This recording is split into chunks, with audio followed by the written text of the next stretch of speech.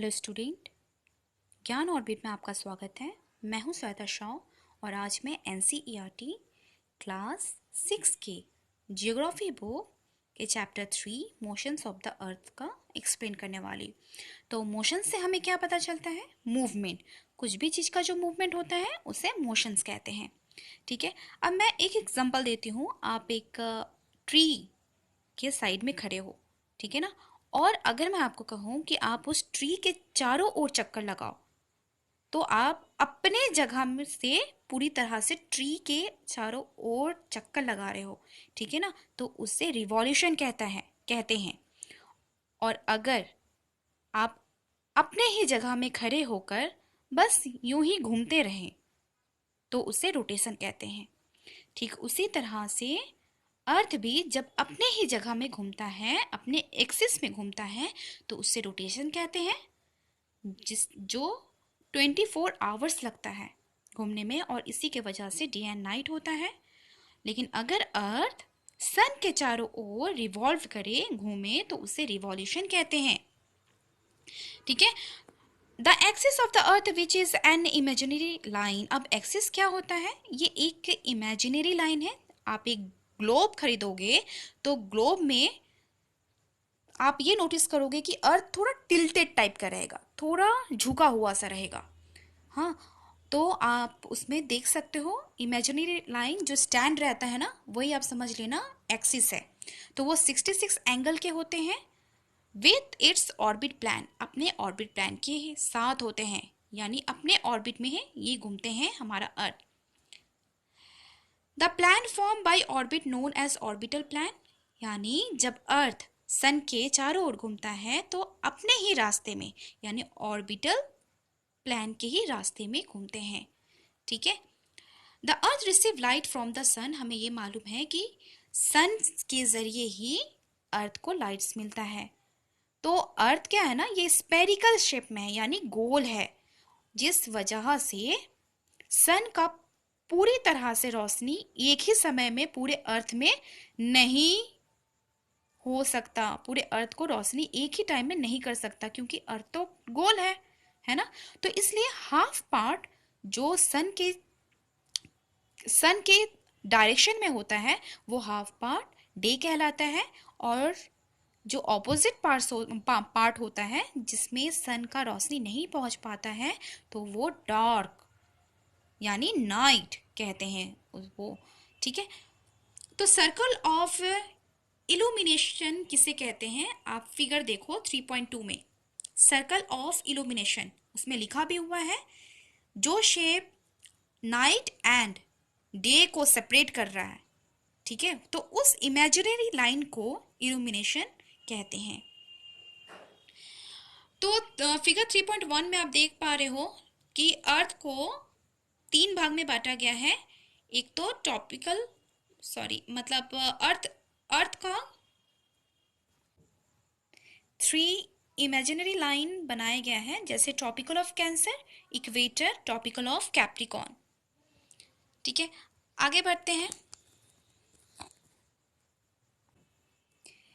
What would happen if the earth did not rotate? क्या होता अगर अर्थ रोटेट होना ही बंद हो जाता? अगर अर्थ अपने ही जगह में घूमना बंद हो जाता तो क्या होता? एक पोर्शन में सिर्फ सन की रोशनी लगता और दूसरा पोर्शन एकदम से फ्रीज हो जाता। एकदम से फ्रीजिंग कोल्ड टाइम में भी जहाँ पे डार्क होता है ना, वो पूरी तरह से डार्क रहता। अगर एक जगह पे नाइट रहा तो वो पूरी तरह से ही नाइट हो जाता। अगर एक जगह पर डे रहा तो वो पूरी तरह से डे हो जाता। तो रोटेट बहुत ही जरूरी है, ये बैलेंस रखता है डे एंड नाइट को। ठीक है, तो रोटेट होना काफी जरूरी है। सेकेंड मोशन है रिवॉल्यूशन, जो 365 डेज और 6 आवर लगता है पूरी तरह से घूमने में। तो आपको पता है कि 6 our saved every year.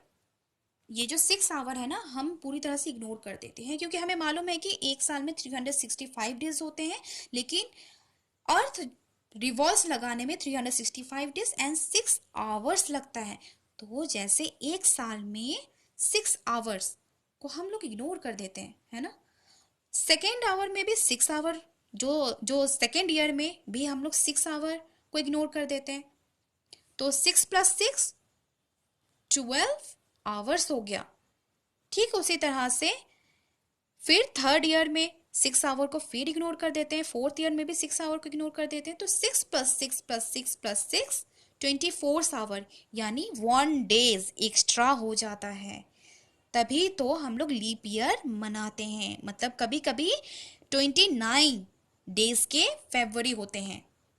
Actual में हम लोग हमेशा देखते हैं कि फरवरी जो होता है ना वो 28 डेज के होते हैं, लेकिन हर लीप ईयर में यानी हर 4 साल के बाद लीप ईयर होता है, तो उसमें फरवरी को 29 कहते हैं। ठीक है ना, 29 डेज के फरवरी होते हैं, यानी 366 डेज के लीप ईयर होते हैं। ठीक है। It is clear that the earth is going around the sun in an elliptical orbit, यानी अर्थ जिस रास्ते में, जिस ऑर्बिट से होकर सन के चारों ओर रिवॉल्व्स करते हैं, तो उस रास्ते को, उस ऑर्बिट को इलिप्टिकल ऑर्बिट कहते हैं।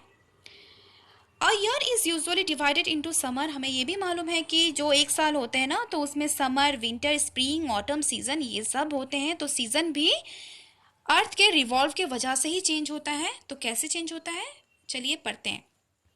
हमारे अर्थ को 2 पार्ट में डिवाइड किया गया है। अपर वाले पोर्शन को नॉर्थर्न हेमिस्फीयर कहते हैं और साउथ वाले पोर्शन को साउथर्न हेमिस्फीयर कहते हैं। तो 21 जून को नॉर्थर्न हेमिस्फीयर में यानी अपर वाले पोर्शन में बहुत ज़्यादा ह्यूज अमाउंट का हीट रिसीव होता है।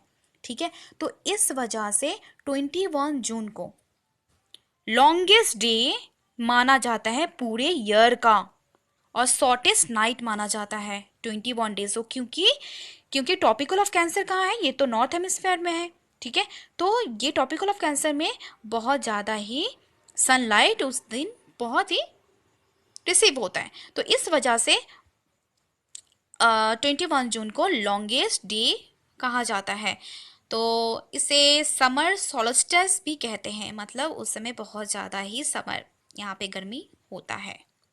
ऑन 22 दिसंबर को टॉपिकल ऑफ कैप्रिकॉर्न, यानी जो साउथ हेमिस्फीयर, जो साउथ पोल में है ना, जो टॉपिकल ऑफ कैप्रिकॉर्न, ठीक है, तो इस जगह पर बहुत ज़्यादा ही सनरे फॉल होता है। A larger portion of the southern hemisphere gets light, जिसे विंटर सोल्स्टिस कहते हैं।